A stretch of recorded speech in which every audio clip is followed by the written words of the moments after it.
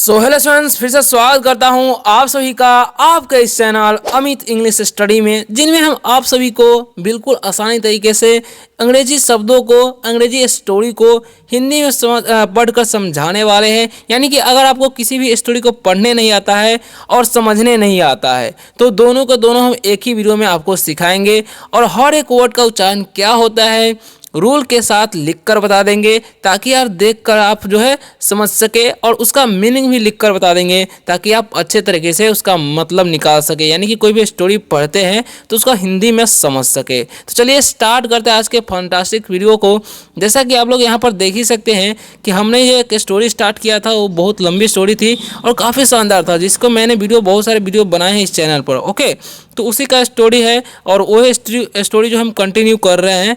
तो चलिए स्टार्ट करते हैं, यहाँ से काफ़ी मज़ा आने वाला है और ये स्टोरी जो है ना आपको बहुत अच्छी तरीके से समझ में भी आने वाली है। ठीक है, तो शुरू करते हैं बिना किसी देरी के। बस आप लोग वीडियो को लाइक कर दीजिएगा और हो सके तो चैनल को सब्सक्राइब कर सकते हैं अगर आपको रोज़ रोज़ इंग्लिश पढ़ना लिखना बोलना सीखना है। तो चलिए शुरू करते हैं। सो स्टूडेंट्स देखिए, सबसे पहला नंबर जो हमारा पैराग्राफ का जो है वर्ड क्या है, THE। तो इसे दी भी पढ़ा जाता है, द भी पढ़ा जाता है। जब भी THE के बाद, ठीक है, THE के बाद अगर कोई वॉवेल्स आता है किसी वर्ड में, जैसे में यहाँ पर अगर ए रहता है तो यहाँ पर इसे दी पढ़ा जाता है, लेकिन यहाँ पर क्या है, एस है, तो एक कॉन्सोनेंट है, तो हम क्या पढ़ेंगे, द पढ़ेंगे। इसे क्या पढ़ेंगे, द स्ट्रोम। इसे हम क्या पढ़ेंगे, the स्ट्रोम, the स्ट्रोम, the स्ट्रोम is, the स्ट्रोम is. देखिए, एफ से फ, आई से हर्षी, एन आई से हो जाएगा नी, और ऐसे से तालाब ऐसा हो जाएगा, और ईडी का अड पढ़ना है तो फिनिश्ड। क्या इसे पढ़ेंगे हम, finished. Okay, in, finished in the morning, MOR से हो जाएगा मोर, और NING से निंग, तो हो गया morning. Finish in the morning ऐसा ही लिख सकते हैं, या ऊपर से रेफ दे के भी लिख सकते हैं। आप लोग को समझने के लिए, पढ़ने के लिए ऐसा हम लिख रहे हैं। ठीक है, तो यार देखिए, the storm is finished in the morning. The का कोई मीनिंग नहीं होता है। स्टॉर्म मतलब क्या होता है, तूफान। स्टॉर्म मतलब आंधी तूफान जो होता है, इसी का मतलब होता है। ठीक है, इज मतलब है। फिनिश्ड मतलब क्या होता है, खत्म होना। क्या होगा, खत्म हुआ बोल सकते हैं, खत्म हुआ। इन मतलब में। ओके, द का कोई मीनिंग तो होता नहीं है। मॉर्निंग मतलब क्या होता है, सुबह। अब इसका इंग्लिश टू हिंदी ट्रांसलेशन क्या होगा वो ध्यान से समझिएगा। ठीक है, द स्टॉर्म इज फिनिश्ड यानी कि तूफान खत्म हो गया है। ठीक है, इन द मॉर्निंग यानी कि सुबह में। ठीक है, यानी कि सुबह में तूफान खत्म हो गया। ठीक है, ऐसा बोल सकते हो गया है क्योंकि इज लगा हुआ है। अब बढ़ते हैं नेक्स्ट, जो हमारा क्या है, ध्यान से समझिएगा।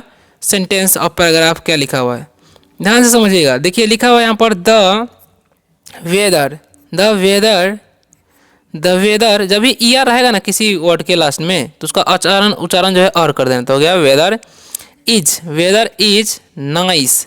एन का उच्चारण न, आई का उच्चारण आई कर रहा था, नाई, और सी जब भी रहता है तो उसका उच्चारण सौ ही होता है, तो हो गया नाइस। ठीक है, द वेदर इज नाइस। अब इसका मतलब क्या हो जाएगा, तो द का मीनिंग होता है, वेदर मतलब क्या होता है, मौसम। वेदर मतलब मौसम, इज मतलब है, नाइस मतलब अच्छा। ठीक है, अब इसका इंग्लिश टू हिंदी ट्रांसलेशन क्या होगा जी, द वेदर इज नाइस यानी कि मौसम अच्छा है, वेदर इज नाइस। ठीक है, नेक्स्ट क्या है समझिएगा, AND है तो इसे हम पढ़ते हैं and the evening, and the evening, and the evening. ठीक है, इज ब्यूटीफुल, ब्यूटीफुल, ब्यूटीफुल। ठीक है, and the evening is beautiful. अब इसका मतलब क्या हो जाएगा, एंड मतलब हो जाएगा और। ठीक है, द का मीनिंग तो होता नहीं है। इवनिंग मतलब शाम, इवनिंग मतलब क्या होता है जी, शाम। इज मतलब है, ब्यूटीफुल मतलब सुंदर। ओके, तो इसका इंग्लिश टू हिंदी ट्रांसलेशन समझिए, and the evening is beautiful, और शाम सुंदर है। ठीक है, और शाम सुंदर है।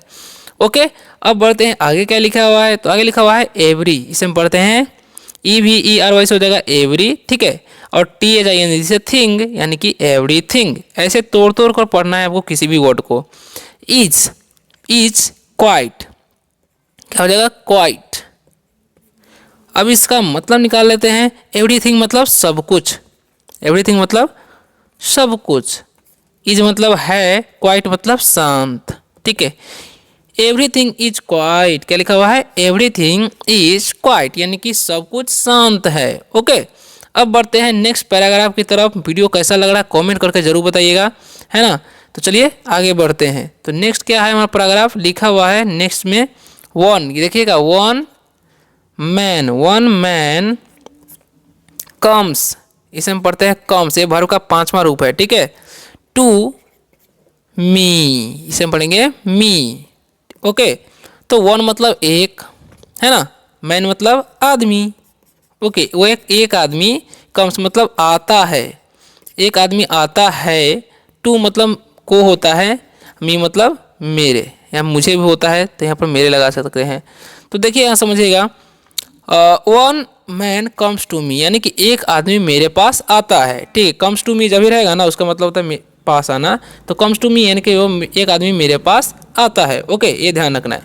अब बढ़ते हैं नेक्स्ट जो हमारा है, क्या लिखा हुआ है बी, इसमें क्या पढ़ते हैं वी स्पीक, वी स्पीक यानी कि इसका मतलब क्या होता है हम लोग, क्या हो जाएगा हम लोग, स्पीक मतलब बोलना होता है, ठीक है। तो हम लोग बोलते हैं, वी स्पीक यानी कि हम लोग बोलते हैं, ठीक है। तो नेक्स्ट क्या है समझिएगा, we speak about, we speak about the storm, we speak about the storm, इसका मतलब क्या हो जाएगा जी, ध्यान से समझिए। वी मतलब हम लोग, क्या हो जाएगा हम लोग बोलते हैं, हम लोग बोलते हैं, अबाउट मतलब के बारे में,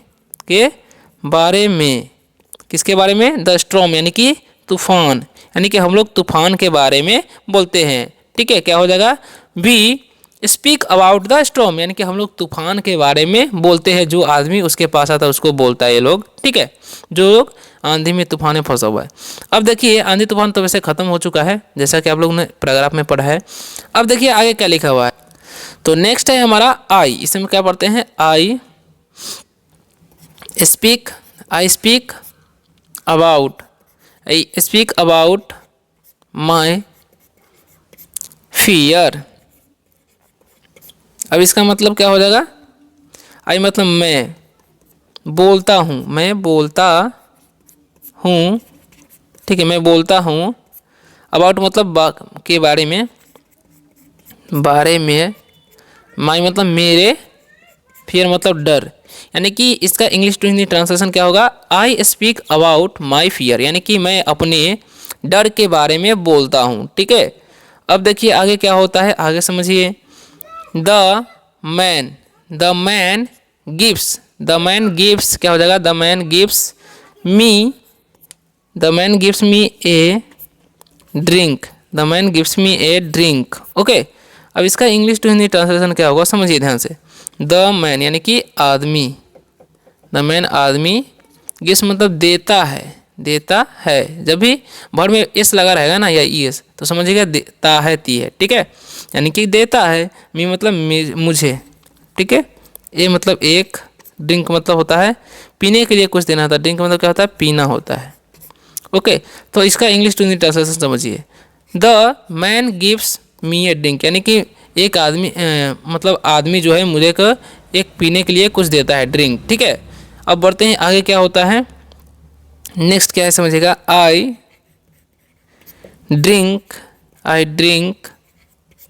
वेरी मच नहीं पड़ेगा, इसे मच पढ़ना, यू का जाना होता है, आई ड्रिंक वेरी मच। अब इसका इंग्लिश टू ट्रांसलेशन क्या होगा, आई मतलब मैं पीता हूँ, वेरी मतलब बहुत, मच मतलब ज़्यादा, ठीक है, यानी कि इसका इंग्लिश टू ट्रांसलेशन क्या हो जाएगा, आई ड्रिंक वेरी मच, यानी कि मैं बहुत ज़्यादा पीता हूँ, ठीक है। अब क्या होगा आगे देखते हैं। तो लिखा हुआ आई स्लीप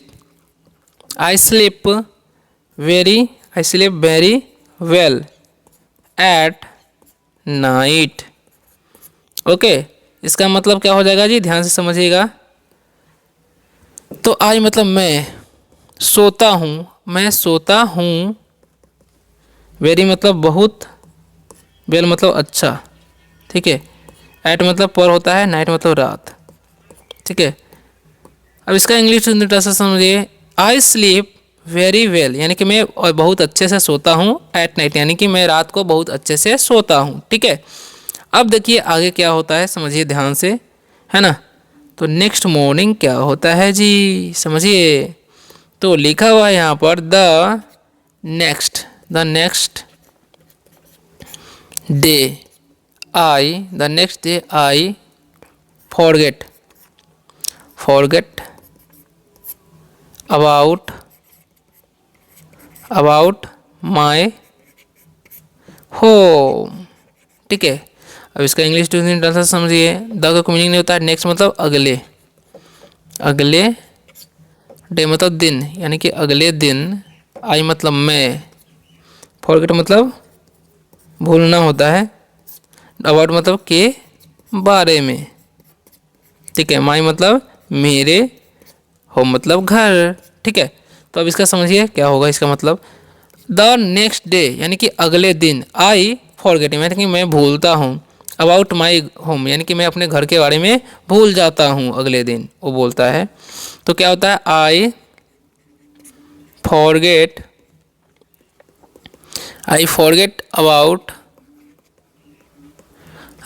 अबाउट माई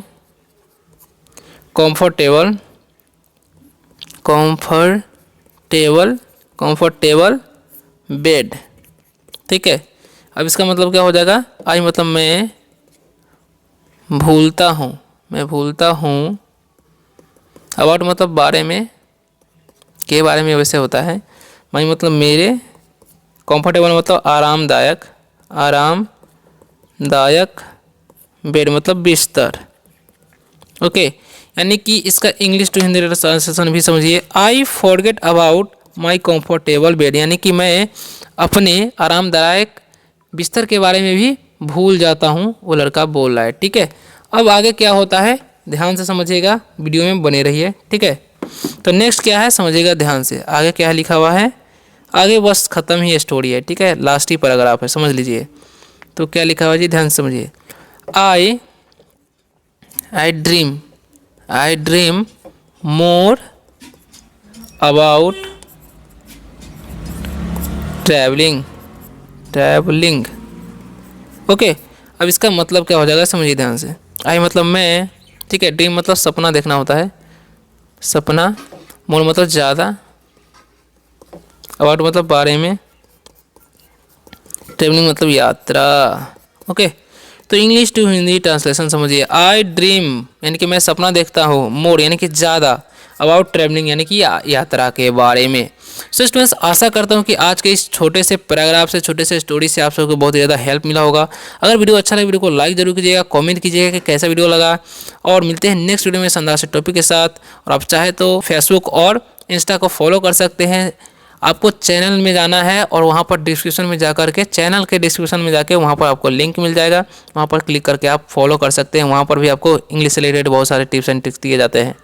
तो मिलते हैं नेक्स्ट वीडियो में, तब तक के लिए बाय, टेक केयर।